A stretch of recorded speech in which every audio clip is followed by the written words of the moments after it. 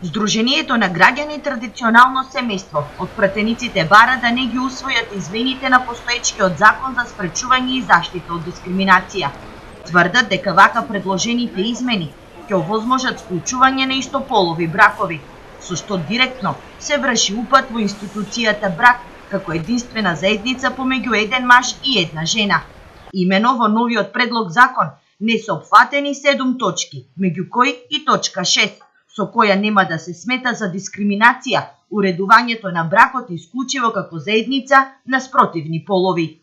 Во членот 7, точка 3, нема да се смета за дискриминација, вклучува само 2 постојни точки од постоечкиот закон кој што сега го имаме како таков, додека 7 точки се избришани, меѓу кои точката 6, која гласи нема да се смета за дискриминација уредувањето на бракот, вонбрачната заедница и семејството исклучиво како заедница на спротивни полови, односно на еден маж и една жена.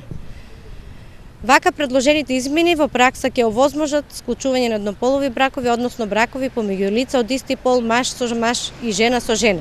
Од Сдруженијето апелираат пратениците да не го гласаат законот, бидејќи само на тој начин ќе можат да го спречат раздебитувањето на македонското семејство. Со тоа се разнебитува семејството и се урива традиционалните вредности и морални на семејството.